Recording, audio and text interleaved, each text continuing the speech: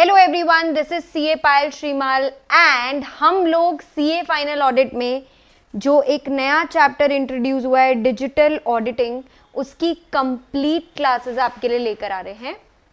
आज इस चैप्टर का पहला लेक्चर है। लेक्चर नंबर 1 में हम डिस्कस करने वाले हैं केवल पहला टॉपिक, की फीचर्स। यहाँ दो टर्म्स यूज होंगे, एक डिजिटल ऑडिटिंग और दूसरा ऑडिटिंग डिजिटली। ये दोनों क्या टर्म्स हैं, इनके फीचर्स, इनके एडवांटेजेस और इसमें एक ऑडिटर को क्या कंसिडरेशंस करनी पड़ती है, ये हमारा फर्स्ट लेक्चर का कंटेंट है। Now over the period of 4 to 5 lectures will be covering this entire chapter, जिसका ये ओवरव्यू है। एक्चुअली अगर आप गेस कर रहे हैं, ऑटोमेटेड एनवायरनमेंट नाम का एक चैप्टर हुआ करता था इंटर ऑडिट में, फाइनल ऑडिट में, जिसका पहले नाम CIS ऑडिट था। बिल्कुल उसी चैप्टर से अडेप्ट होकर के ये डिजिटल ऑडिटिंग बना है, लेकिन इसके साथ में कुछ टर्मिनोलॉजीज सीए फाइनल में एक सब्जेक्ट हुआ करता था इसका, उसमें से डाली गई है। The chapter has been made very interesting क्योंकि इसमें अलग अलग साइबर थ्रेट्स के एग्जाम्पल्स इंट्रोड्यूस किए हैं, अलग अलग प्रकार के अटैक्स, साइबर रिस्क्स, साथ साथ में ऑडिट में हम कैसी टेक्नोलॉजीज का इस्तेमाल कर सकते हैं, नॉट जस्ट जो हम करेंटली कर रहे हैं, बल्कि next generation, next gen audit कैसी होगी, और कई प्रकार के न्यू टर्म सीखेंगे जैसे कि robotics, process automation, artificial intelligence, machine learning and what not. But ये हमारे फ्यूचर के जो लेक्चर्स हैं उनका टॉपिक है। आज का हमारा लेक्चर कंप्लीटली इस पे फोकस्ड रहेगा। तो चलिए शुरू करते हैं विदाउट एनी डिले। सबसे पहले मैं डिजिटल ऑडिट पर फोकस करूंगी और उसके बाद ठीक उसी तरीके से हम ऑडिटिंग डिजिटली पर भी फोकस करेंगे। चलिए पहले बात करते हैं डिजिटल ऑडिट की।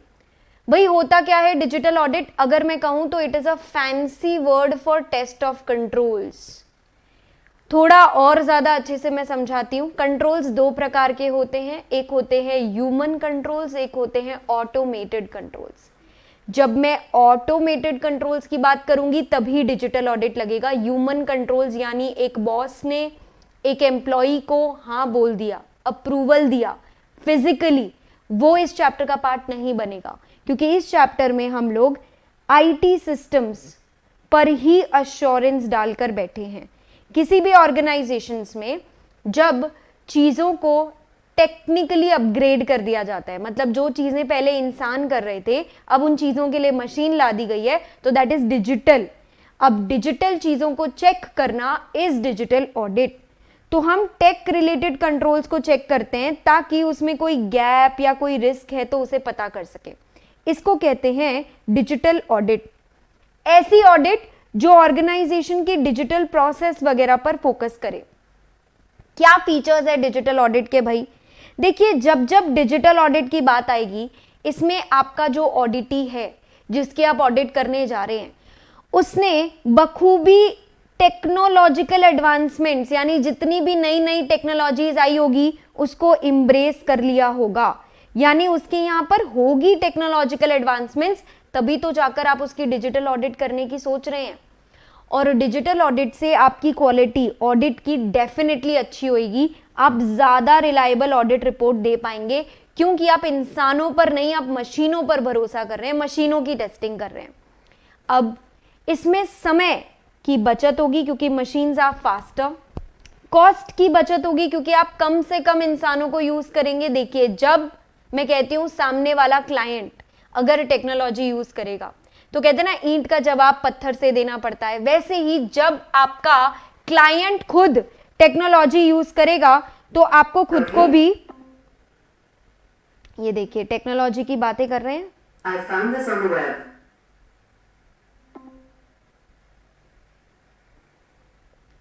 टेक्नोलॉजी की बात कर रहे हैं और अभी तक हमने चैलेंजेस का डिस्कशन भी नहीं किया, उसके पहले ही हमें चैलेंज ऑलरेडी महसूस होना स्टार्ट हो गया है।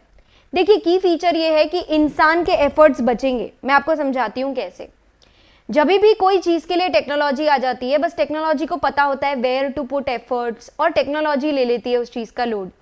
तो इंसान के एफर्ट सही जगह पे पड़ते हैं, समय कम लगता है और कॉस्ट भी बचता है, क्योंकि मशीनें कर रही हैं वो चीज़ें, तो आपको ह्यूमंस को एम्प्लॉय नहीं करना पड़ेगा उस काम के लिए।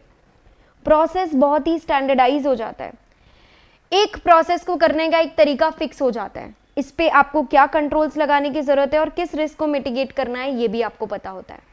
एंड टू एंड अपन प्रोसेस को समझ सकते हैं और ऑडिट एक इन्फॉर्म्ड डिसीजन ले पाता है जब वो बहुत ज़्यादा मशीन्स यूज़ कर रहा है या टेक्नोलॉजी यूज़ कर रहा है। आप एज एन ऑडिटर ऑल्सो आप भी अपनी स्ट्रैटेजी, जिसको हम ऑडिट स्ट्रैटेजी कहते हैं, जिसको हम ऐसे 300 में पढ़ते हैं, उसका भी नाम चेंज करके क्या कर दिया है, डिजिटल स्ट्रैटेजी। क्योंकि जब सामने वाला टेक्नोलॉजी यूज करेगा तो ऑडिटर कैसे खाली हाथ चला जाए, ईंट का जवाब उसे भी पत्थर से देना है। मतलब हम लोग भी क्या यूज करेंगे, कंप्यूटर असिस्टेड ऑडिट टेक्निक्स। हम लोग भी नई नई टेक्नोलॉजी यूज करेंगे, जैसे कि आर्टिफिशियल इंटेलिजेंस, रोबोटिक्स, एनालिटिक्स, इन सब के बारे में हम इस चैप्टर में आगे पढ़ने वाले हैं। सो की फीचर्स क्या हो गए, सामने वाले क्लाइंट को देख लो, ये रहा आपका की फीचर्स ऑफ डिजिटल ऑडिट का शॉर्ट समरी चार्ट, कि आप टेक्नोलॉजिकल एडवांसमेंट्स को एम्ब्रेस कर पाएंगे, आपका ऑडिटी, आप ज्यादा रिलायबल ऑडिट रिपोर्ट देंगे, आपका खुद का जो ऑडिटी है यानी जो क्लाइंट है यानी जो कंपनी है वो ज्यादा इन्फॉर्म्ड डिसीजंस ले पाएंगी मशीन्स पर रिलाई करके, सभी प्रोसेस स्टैंडर्डाइज हो जाएंगे। जैसे कि बहुत सारी जगहों पे एयरपोर्ट चेकिंग्स वगैरह भी अगर आप देखते हैं तो मशीन्स आ गई है उन चीज़ों को करने के लिए, ह्यूमन की इन्वॉल्वमेंट कम से कम हो गई है। एंड टू एंड कोई प्रोसेस कैसे हो रही है उसकी अंडरस्टैंडिंग हम ले पाएंगे और हमेशा समय, ह्यूमन एफर्ट सबकी बचत होगी। जितनी जगह पे वेंडिंग मशीन्स और कियोस्क आ रहे हैं कि भैया इंसानों को हटा दो, मशीनें ही वो सारी चीज़ें कर लेंगी, ये भी अपने आप में इसी का एक एग्जाम्पल है। तो जितनी ज़्यादा सिस्टम्स में आजकल टेक्नोलॉजी या बिजनेसेस में आजकल टेक्नोलॉजी आ रही है, उतने ही ज़्यादा ऑडिट में इसके एस्पेक्ट्स बढ़ रहे हैं। फ़ायदा क्या होगा ऑडिटर को, देखिए ऑडिट की इफेक्टिवनेस और एफिशिएंसी बढ़ेगी। कैसे, जब कोई प्रोसेस स्टैंडर्डाइज होगा आप सारे रूटीन टास्क को ऑटोमेट कर दोगे। एक एग्जांपल अगर मैं इसका दूं तो अगर मुझे कंप्लायंस टेस्टिंग चेक करनी है, मैं खुद एक एक बिल चेक करूं, इससे अच्छा तो मैं कोई बॉट लगा दूं। एक बॉट है जो ये सारी चीज़ें चेक कर लेगा, एक सिस्टम है जो मुझे चेक करना है। अब देखो इंसान को अगर चेक करना होता है ना, उसकी बहुत सारी चीज़ें चेक करनी होती है, because human is different everywhere, but because machine is a standard process, तो अगर मैंने एक भी बार उसको चेक कर लिया तो मुझे पता है कि ये सिस्टम गलतियां भी कंसिस्टेंटली करता है, तो मेरा समय भी बचेगा, मेरा कॉस्ट भी बचेगा, और अल्टीमेटली वही तो होता है इफेक्टिवनेस और एफिशिएंसी, टाइम पर ऑडिट कर पाना। टाइम पर कम पैसों में आप ऑडिट कर पाएंगे। एडवांटेज इसका ये भी है, क्वालिटी की, ऑडिट की क्वालिटी भी बेहतरीन हो पाएगी। कैसे, क्योंकि देखिए जब एक ह्यूमन ऑडिट करता है, मशीन्स नहीं यूज कर रहे, ह्यूमन यूज कर रहे हैं ऑडिटर, तो वो सैम्पलिंग कर पाता है, बट जब वो मशीन्स यूज करेगा तो वो पूरा का पूरा वॉल्यूम चेक कर पाएगा, ज़्यादा से ज़्यादा चीज़ें चेक कर पाएगा, तो डिटेक्शन रिस्क एकदम कम हो जाएगा। क्योंकि कोई ऐसी चीज़ ही नहीं है जो सीए चेक करने से छोड़ रहा है, क्योंकि सीए चेक ही नहीं कर रहा है, सीए की मशीन्स चीज़ें चेक कर रही है, बॉट्स चीज़ें चेक कर रहे हैं, आर्टिफिशियल इंटेलिजेंस हमने लगाई है, कंप्यूटर असिस्टेड ऑडिट टेक्निक्स यानी सॉफ्टवेयर्स ऑडिटिंग कर रहे हैं। और जब मशीन का मुकाबला मशीन से होता है तो हम 100% चेकिंग कर सकते हैं, हमें सैम्पलिंग लगाने की ज़रूरत नहीं पड़ेगी, खर्चे कम हो जाएंगे। देखिए ये पॉइंट थोड़ा कॉन्ट्राडिक्टरी है। हम धंधे के एंगल से अगर सोचें, बिजनेसेस हर चीज़ को ऑटोमेट क्यों कर रही है, अब देखिए आजकल खाने पीने की दुकानों में भी आप देखेंगे मोटा मोटी ऑर्डर लेने के लिए कियोस्क मशीनें लगा रखी हैं। क्यों, क्योंकि ह्यूमन की पगार से वो मशीन ज़्यादा रिलायबल भी होंगी और सस्ती भी पड़ेंगी, तो प्रोसेस पूरा ऑटोमेट हो पाएगा, समय कम लगेगा, ओवरऑल खर्चा भी कम होगा। कितनी सारी बैंक्स ने भी ये कर दिया है कि भाई हम लोग अवेलेबल नहीं है, ह्यूमंस अवेलेबल नहीं है, आप मशीन्स को यूज करिए ज़्यादा से ज़्यादा प्रोसेस कंप्लीट करने के लिए। अब इस पे ऑडिटर एनालिटिक्स भी बेटर लगा पाएगा। देखिए जब टेक्निकली चीज़ें हो रही है टेक्नोलॉजिकली, तो मैं एक एग्जांपल लेती हूँ, there is a tool called Power BI, जिसका आप इस चैप्टर में आगे रेफरेंस भी पढ़ेंगे। उस पावर बीआई में ऑडिटर क्या कर सकता है, एक्सेल की चीजों को उठा के पटक सकता है विजुअल मैनर में। जब वो विजुअल मैनर में डेटा को पटकेगा तो उसको ट्रेंड्स दिखेंगे, पैटर्न्स दिखेंगे, और इससे क्या होगा, इससे रिस्क असेसमेंट इंप्रूव होगी, क्योंकि पता है जितना ज़्यादा मैं विजुअली देख पाऊंगी मुझे पता होगा कि कहाँ फोकस करना है, कौन सी चीज़ में ज़्यादा गड़बड़ है। तो ऑटोमेशन की वजह से जहाँ ज़्यादा रिस्की एरियाज होगा ना वहाँ हम अपने एफर्ट्स बढ़ा पाएंगे एंड अगेन जैसा हमने देखा डिसीजंस हमारे इन्फॉर्म्ड हो पाएंगे। तो जब हमें डिजिटल ऑडिट करना होता है उसके कुछ की फीचर्स देखे हमने, जैसे कि टेक्नोलॉजिकल एडवांसमेंट्स, हमारी ऑडिट रिपोर्ट ज़्यादा रिलायबल हो पा रही थी, हम इन्फॉर्म्ड फैसले ले पा रहे थे, हमारी प्रोसेस स्टैंडर्डाइज हो रही थी, हम एंड टू एंड बिजनेस की अंडरस्टैंडिंग ले पा रहे थे जिसको वॉक थ्रू कहते हैं, और समय और कॉस्ट दोनों चीज़ें, इनफैक्ट ह्यूमन के एफर्ट्स भी बच पा रहे थे क्योंकि हम फोकस कर पा रहे थे।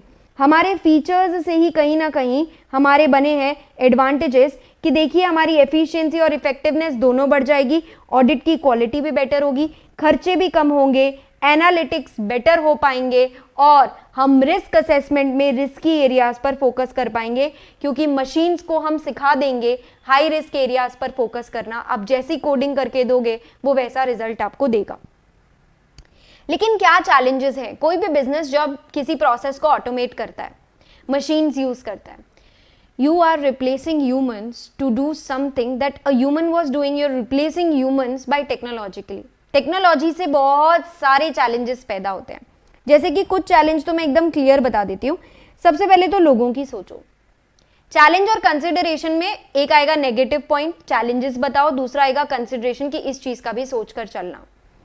तो दो आंसर है यहाँ पे, एक कि टेक्नोलॉजी लाने से नुकसान क्या होगा और दूसरा टेक्नोलॉजी लाने से पहले किस बारे में एक सीए को सोच लेना चाहिए या एक कंपनी को सोच लेना चाहिए, एक ऑडिटी को सोच लेना चाहिए। सबसे पहले लोगों का सोचो, तुम्हारे खुद के एम्प्लॉइज, क्योंकि चेंज मुश्किल है, लोग आसानी से बदलाव को अपनाते नहीं हैं। वेरी इंपॉर्टेंट चैलेंजेस, प्लीज कभी भी स्टैंडर्ड प्रोसेस को ही आप टेक्नोलॉजी को सौंपे। जैसे कि एक बटन दबाया और पर्दे खुल गए, बटन दबाया और दरवाजा खुल गया, ये चीजें एक ही डायरेक्शन में वर्क करती है, एक ही तरीके से वर्क करती है। जब कोई चीज स्टैंडर्ड होती है ना, you can use machines for that. जैसे कि हम कन्वेयर बेल्ट्स लगाते हैं मैन्युफैक्चरिंग इंडस्ट्रीज में, जिसको पता है कि आप पिक करके कौन सी जगह पे पटकना है किसी भी एक पर्टिकुलर आइटम को। चिप्स का पैकेट है तो उसको कैसे सील करना है, क्योंकि प्रोसेस स्टैंडर्ड है। जिस भी चीज में दिमाग लगाना है वो चीजें प्लीज ऑटोमेट मत करिए, वो चीजें इंसानों पर छोड़ दीजिए, क्योंकि बॉट्स बहुत आसानी से चेंज एक्सेप्ट नहीं करेंगे। अब राइट प्रोसेस को ही टारगेट करेंगे। जैसे मैंने कहा ना, सही प्रोसेस को ऑटोमेट करोगे तो ही बिजनेस सही तरीके से चल पाएगा। आप स्ट्रैटेजिक डिसीजन मेकिंग को अगर बॉट के भरोसे छोड़ दोगे, ह्यूमंस नहीं इन्वॉल्व करोगे, तो जजमेंट कहां से आएगी। आप केवल स्टैंडर्ड प्रोसेसेस को ही ऑटोमेट करें, ये चीज बहुत जरूरी है। देन ये जरूर सोचें कि यार देखो टेक्नोलॉजी लगा रहा हूं, खर्चा होगा, क्या मेरे बिजनेस को इससे कोई फायदा है, मतलब what is the benefit my business is going to achieve. क्या बेनिफिट बिजनेस को चाहिए जो वो इतना खर्चा करके ऑटोमेटिक चीजें ला रहा है। तो कोई भी बिजनेस प्रोसेस को ऑटोमेट करने से पहले उसके फायदे सोचिए। क्या लोग रेजिस्टेंस होंगे उस चेंज को लाने के लिए, क्या मैं लोगों की रेजिस्टेंस ट्रेनिंग से दूर कर पाऊंगी, ये सोचना चाहिए।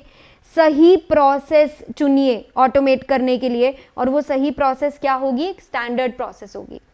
अब इसके चैलेंज की अगर मैं बात करूं, सबसे बड़ा challenge in using data analytics और any sort of automation is the security threat.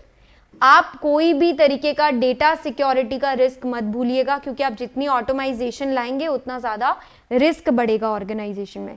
And last point, automisation अपने आप में कोई एक स्टैंड अलोन सोल्यूशन नहीं है।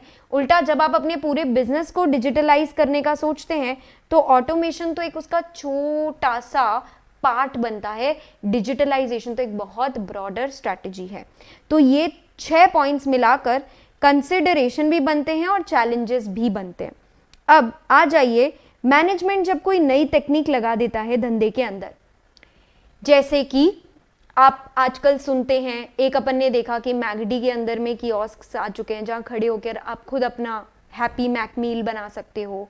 एक अपन देखते हैं कि भैया रिलायंस ने एक न्यू क्लोथिंग ब्रांड खोला है जहां पर आपको कौन सा कपड़ा किस साइज में चाहिए, वो ट्रायल रूम में आप क्लिक करोगे तो वो पर्टिकुलर क्लोथ आपके ट्रायल रूम में आ जाएगा, जहां पर अपन अलग अलग तरीके से बिल प्रिपरेशन वगैरह के लिए यूज़ करते हैं। If you travel to IKEA तो आप देखते हैं कि बिजनेसेस ने बहुत नई नई टेक्नोलॉजी लगा रखी है। तो जब भी ऑडिटर ऑडिट प्रोसीजर लगाने जाएगा इस नई टेक्नोलॉजी पे, तो उसे अपना फोकस कहाँ रखना है? देखिए, सबसे पहले तो वो नई एक्टिविटी पे फोकस करेगा, जैसे कि क्या कोई नई रेवेन्यू स्ट्रीम खोली है किसी बिजनेस ने, तो वहाँ फोकस करो। क्या किसी एग्जिस्टिंग प्रक्रिया में कोई चेंज आया है, मतलब पहले वो चीज़ इंसान कर रहा था, अब या तो वो इंसान ही बदल गया, या फिर हम इंसानी टास्क्स को मशीनी टास्क्स में कन्वर्ट कर चुके हैं, मतलब जो भी चीजें पहले ह्यूमंस कर रहे थे अब उन चीजों के लिए मशीन्स है। अगर ऐसा कुछ है तो नई टेक्नोलॉजी पर फोकस रहेगा ऑडिटर का। या फिर एंटिटी के सिस्टम्स जैसे डेवलप होते हैं उसमें कोई चेंज आया है, जैसे कि आज अपन सूरत में रहकर अगर ज्वेलरी डिजाइनिंग की बात करें तो पहले वो डिजाइनिंग ऑन पेपर होती थी, फिर अब सिस्टम्स आने लगे, 3D डिजाइन्स बनने लगी हैं। तो एक ऑर्गेनाइजेशन के अंदर जो सिस्टम्स है वो कैसे डेवलप और मेंटेन हो रहे हैं। क्लोथिंग में भी डिजाइनिंग सब मशीनों पर होने लगी है। अगर हम बात करें स्पेक्स की इंडस्ट्री में, तो पहले ऐसा होता था कि आप प्रॉपर जाकर के चश्मा लगा करके चेक करके फिजिकली खरीदते थे। अब क्योंकि ऑनलाइन वो लोग सेल करने लगे हैं तो वो आपको अपनी फोटो अपलोड करके चेक करने का मौका देते हैं कि कैसा लगेगा वो चश्मा आपके चेहरे पर। तो क्या हो गया ना कि आजकल एंटिटी के सिस्टम्स डेवलप होने का तरीका ही बदल चुका है। वहां पर भी ऑडिटर अपना फोकस लगा सकता है, क्योंकि जब भी कुछ नया आएगा, नया बिजनेस मॉडल आएगा, उसमें नए रिस्क आएंगे और उसके लिए आपको नए कंट्रोल्स लगाने की जरूरत पड़ेगी। तो ऑडिटर इन चीजों पर फोकस रखेगा। नई टेक्नोलॉजी का क्या इंपैक्ट आया है, ऑर्गेनाइजेशन कैसे किसी डेटा को गैदर करता है, यूज करता है, और इंटरनल कंट्रोल्स में क्या चेंजेस आए हैं, इन चीजों पर ऑडिटर फोकस रखेगा अगर मैनेजमेंट एक नई टेक्नोलॉजी लाता है तो। इससे आपका part 1 of the discussion complete होता है। Right now we focused on digital audit. I want to be very clear कि भले ये दोनों टर्म्स अलग होते हैं, पर आपकी खुद की बुक क्वेश्चन पूछते वक्त इन दोनों टर्म्स का डिफरेंस भूल जाती है।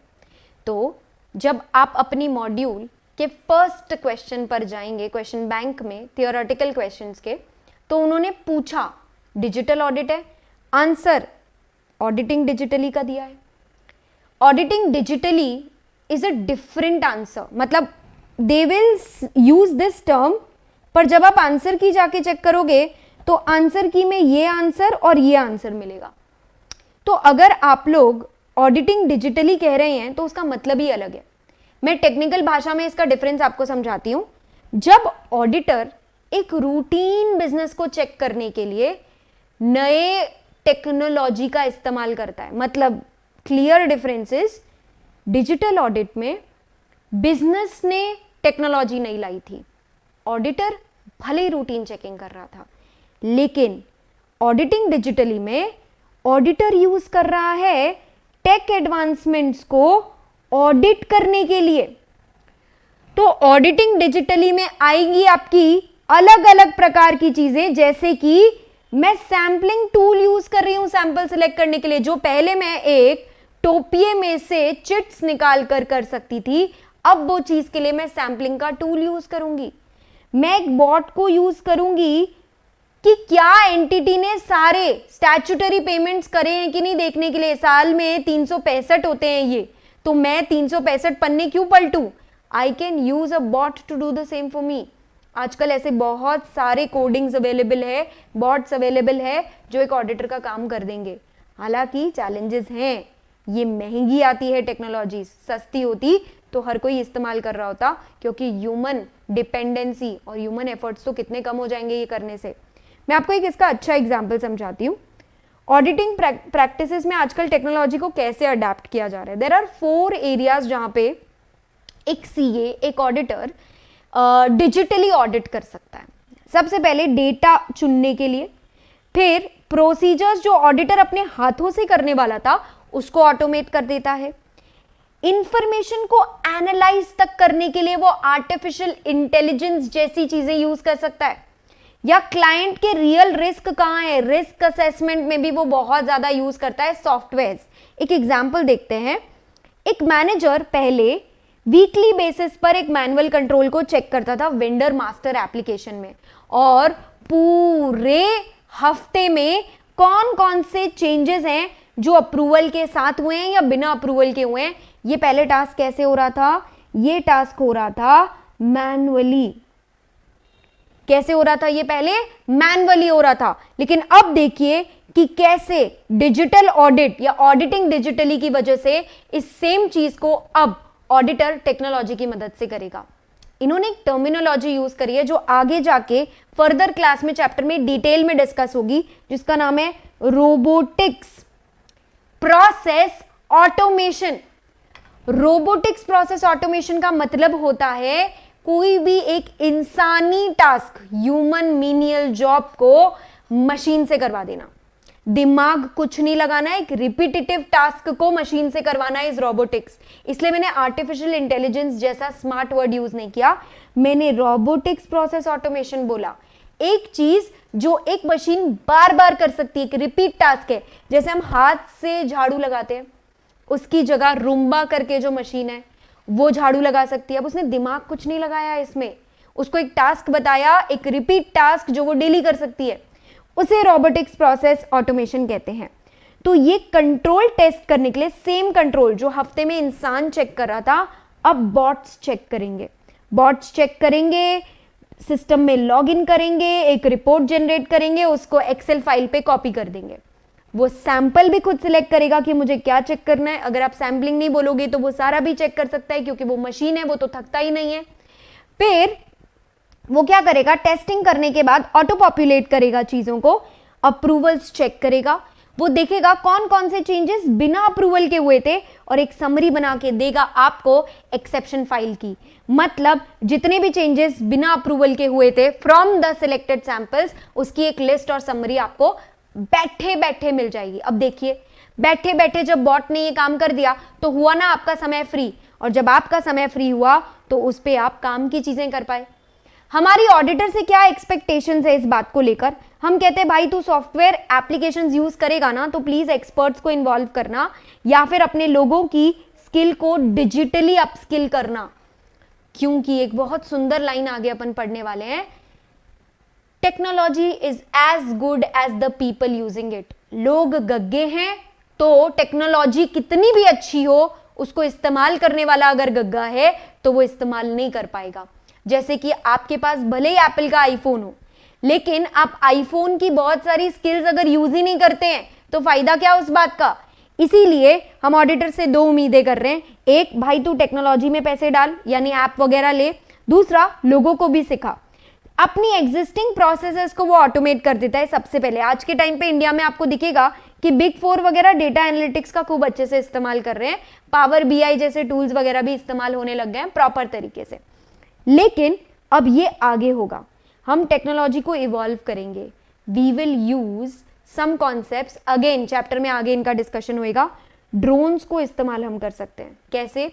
जिन जगहों पे ऑडिटर नहीं पहुंच सकता इन्वेंट्री गिनने के लिए, उन जगहों पे उड़ता हुआ ड्रोन जाएगा। मशीन लर्निंग, हम ना सिर्फ रोबोटिक्स प्रोसेस ऑटोमेट करेंगे यानी रिपीटेटिव टास्क, बल्कि हम मशीन को सिखाएंगे अलग अलग कोडिंग्स, अलग अलग आंसर्स देके कि अलग अलग सिचुएशन में उसे कैसे रिएक्ट करना है जिससे वो फ्रॉड भी पकड़ सके। मतलब मैं एक डायरेक्ट कोड नहीं दूंगी कि तुझे क्या करना है, मैं मशीन को भी सीखने का मौका दूंगी। खेलते खेलते, टास्क लेते लेते मशीन अपने आप से ही सीखती रहती है। तो मशीन लर्निंग वाला स्कोप भी आगे जाके इवॉल्व होगा। अब इसके क्या फायदे या फीचर्स है वो कंबाइन करके दिए हैं। अगेन आपको बहुत सिमिलर फीलिंग ही आएगी, क्योंकि देखिए ना, आप अल्टीमेटली जब ऑर्गेनाइजेशन टेक्नोलॉजी यूज कर रहा है तभी ऑडिटर टेक्नोलॉजी यूज करता है, तो दोनों कॉन्सेप्ट्स कहीं आपस में जाके मिक्स हो जाते हैं। वहां पर भी हमने देखा था कि ऑडिट की क्वालिटी इंप्रूव होगी, यहां पर भी सेम बात है। जितना ज्यादा ऑडिटर डेटा एनालिटिक्स यूज करेगा, सैंपल छोड़ के पूरी पूरी चीजें चेक करेगा। और देखिए, पूरी पूरी चीजें चेक करने के बाद भी टीम तो फ्री बैठी थी, क्योंकि ये सब काम तो बॉट्स कर रहे थे। तो टीम बैठे बैठे क्या करेगी? पूरा इंफॉर्मेशन एनालाइज करेगी, बिजनेस को समझेगी, जो ज्यादा काम की चीजें हैं। अब देखिए, इंसान पर आपकी डिपेंडेंसी कम हो गई है, मशीन पर बढ़ गई है, तो इंसानी गलतियां होने का चांस तो कम हो गया, प्रोसेस भी स्ट्रीमलाइन हो गई और जजमेंट में कोई एरर ही नहीं हो सकता क्योंकि जजमेंट ले ही नहीं रहा इंसान। ट्रांसपेरेंसी बढ़ गई। क्यों? आज के टाइम पे हर बिजनेस को ऑडिट ट्रेल वाला ही सॉफ्टवेयर यूज करना मैंडेटरी है। मतलब मुझे एज एन ऑडिटर क्लियरली पता चलेगा कोई चेंज आया है तो कब आया है, किसने किया है, क्या चेंज किया है, यानी complete audit trail is available. Then मैं कहूंगी ऑटोमेशन से आसानी कितनी बढ़ गई है। आज ऑडिटर को बैठे बैठे सैम्पलिंग भी खुद नहीं करना पड़ता, वो भी करके देता है बॉट, डेटा एक्सट्रैक्ट कर लेता है, सैम्पलिंग कर देता है। पावर बीआई के बारे में हम आगे पढ़ेंगे, देखेंगे कैसा होता है वो। पावर बीआई जैसे टूल्स यूज करके ऑडिटर अपना ओपिनियन भी मस्त बना पाता है, उसके सामने डैशबोर्ड पे सब कुछ अवेलेबल होता है, तो बहुत आसान हो गया उसके लिए ऑडिट करना। एफिशिएंसी बढ़ गई, क्योंकि जो काम करने में पहले हफ्तों लग जाते थे इंसान को, अब वो मशीन कर रही है, और आपको तो सिर्फ अपने लोगों को सिंपल ट्रेनिंग एंड अपस्किलिंग देनी है। जैसे कि अगर एक पावर बीआई टूल की मैं बात करूं, तो पावर बीआई टूल ही सीखने में आपको ज्यादा से ज्यादा 1 महीने जैसा टाइम चाहिए, ढंग से आप 1-1.5 महीने के अंदर में वैसे टूल सीख सकते हो। तो आप लोगों को भी अपस्किल कर दिया जाएगा, फिर आप लोगों भी ऑडिट बहुत अच्छे से कर पाओगे, और ये फ्यूचर है इन चीजों का। रिस्क असेसमेंट अच्छे से हो पाएगा, क्यों? क्योंकि real challenges, potential risk real कहाँ पर है वो पता होगा। जैसे कि मैंने बताया कि अब तक तो ऑडिटर ढूंढता था, अब तो उसके सामने डैशबोर्ड पे उसको विजुअल प्रेजेंटेशन मिलेगा कि भैया ये मेरा क्लाइंट है, ये क्लाइंट के ट्रेड रिसीवेबल्स है, कहाँ पर ज़्यादा रिस्क है, कौन से बिल्स फ्रॉड की तरफ इंक्लाइंड है या इशारा करते हैं, तो बहुत आसानी हो जाएगी उसके लिए। Last answer for the day and very important answer, कि कौन से कुछ ऐसे सवाल हैं जो ऑडिटर को ध्यान में रखने चाहिए टेक जर्नी की तरफ बढ़ने से पहले। यानी तुम्हारी सीए फर्म में कंप्यूटर असिस्टेड ऑडिट टेक्निक्स या डेटा एनालिटिक्स या रोबोटिक्स या ये आपके आर्टिफिशियल इंटेलिजेंस रोबोटिक्स, ये सब लाने से पहले 4 सवाल खुद से क्लियरली पूछ लेना, और इनके जवाब भी तुम्हें ही तय करने हैं। पहली बात तो अपन ने जितने भी इस पूरी क्लास में डिजिटल टर्मिनोलॉजीज यूज करी है, जैसे कि रोबोटिक्स, डेटा एनालिटिक्स, सब आगे की क्लास में और डिटेल में कवर होने ही वाले, अलॉन्ग विद एग्जाम्पल्स।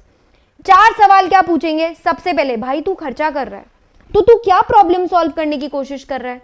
मुझे क्या करना है, सारे टूल्स वगैरह दिमाग में सामने रखने हैं, और मुझे देखना है इससे मेरी ऑडिट कौन से टूल से आसान होगी। और अगर वो टूल 2 लाख रुपए का आ रहा है तो क्या उसमें मुझे 2 लाख जैसा फायदा है? मतलब मुझे रिटर्न ऑन इन्वेस्टमेंट भी ढंग से देखना पड़ेगा। सेकेंड, कौन सी टेक्नोलॉजी मुझे करेंटली हेल्प करेगी?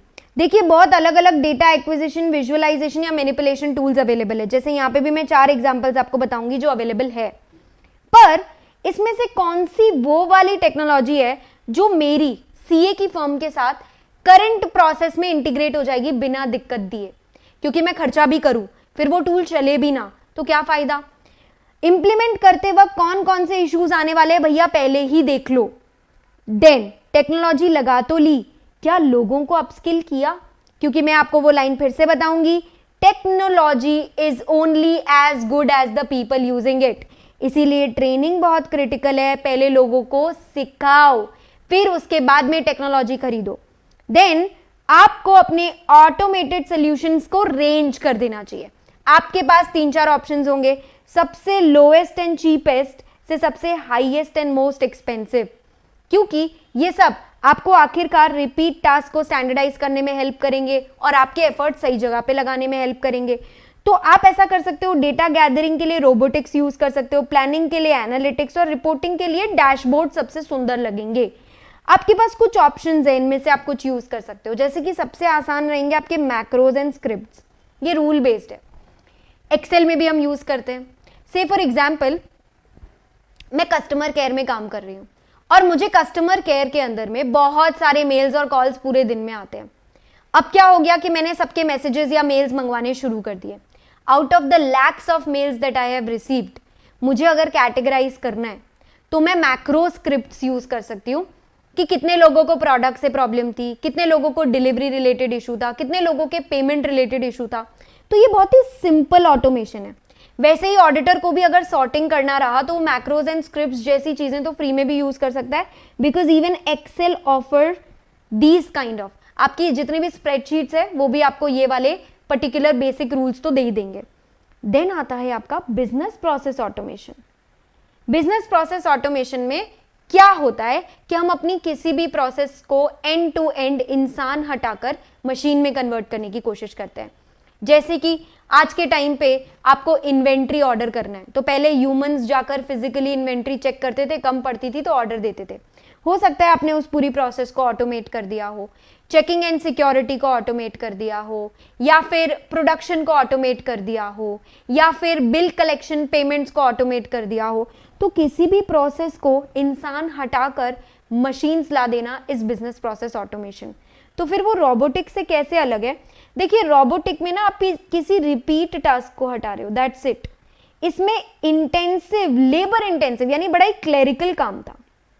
क्लेरिकल जॉब्स ही तो सबसे पहले रिप्लेस होते हैं। तो रिपीटेटिव एक्शंस को ही आप हटाकर मशीन्स ला रहे हो, ये आजकल हर फील्ड में हो गया है। सबसे रिपीट टास्क मतलब आप ओरली बोलते थे और कोई डेटा फीड करता था, ऐसी सारी चीज़ों को सबसे पहले रोबोटिक्स प्रोसेस ऑटोमेशन में लाया जाएगा। बिजनेस प्रोसेस ऑटोमेशन फिर भी महंगा पड़ता है, क्योंकि ये जगह थोड़ा दिमाग इस्तेमाल करने की नीड पड़ सकती है, और सबसे ज़्यादा दिमाग इस्तेमाल होता है इंटेलिजेंस प्रोसेस ऑटोमेशन। जैसे मैं एक रोबोटिक प्रोसेस ऑटोमेशन का एग्जाम्पल देती हूँ। आप किसी दुकान पे जाकर जब फूड का ऑर्डर देते हैं तो वहाँ पर कोई इंसान रहता है जो आपका ऑर्डर लेता है, फिर वो किचन तक पहुँचाता है, फिर किचन में वो बनता है और आपको आकर बोला जाता है कि अपना ऑर्डर ले लिया जाए। तो उस इंसान ने तो क्या किया, सिर्फ आपका ऑर्डर लेके लिखा। ये चीज़ तो मशीन भी कर सकती थी। अगर ऑर्डर मुझे ही बोलना है और बनाने वाला कोई और ही है, तो बीच में इंसान को हटा के मशीन लगा दो। ये बड़ा ही मीनियल जॉब था, बड़ा क्लरिकल काम था। लेकिन अगर मैं आपसे कहूं कि इस जगह सजेशंस की रिक्वायरमेंट होती, मतलब मुझे क्या खाने का मन है ये प्रिडिक्ट करना पड़ता, तो ये करना एक साधारण आरपीए का काम नहीं है, ये आईपीए का काम है। आईपीए आर्टिफिशियल इंटेलिजेंस लगाकर प्रिडिक्ट करता है डिमांड किस चीज की हो सकती है, सजेशंस देता है, पैटर्न्स बनाता है और ये चीजें सीख जाता है। जैसे आपके साथ हुआ होगा कि आप इंस्टाग्राम स्क्रॉल कर रहे हैं और आपने एक जूते की फोटो पर्टिकुलरली 2 मिनट तक निहार ली, तो अब वो आपको आगे सब जूतों के एड्स दिखाएंगे या सजेशंस देंगे। तो इंटेलिजेंट प्रोसेस ऑटोमेशन क्या करता है ना, समझने की कोशिश करता है इस पर्टिकुलर इंसान की नीड क्या है। अगेन ये टॉपिक सब आगे की क्लास में डिटेल में कवर होने वाले हैं। आज का हमारा टारगेट सिर्फ था समझना कि डिजिटल ऑडिट क्या होता है, ऑडिटिंग डिजिटली क्या होता है, इनके की फीचर्स, एडवांटेजेस और कोई कंसिडरेशंस या चैलेंजेस अगर हैं तो। We are done with the first lecture. See you in the next lecture. Bye bye, take care.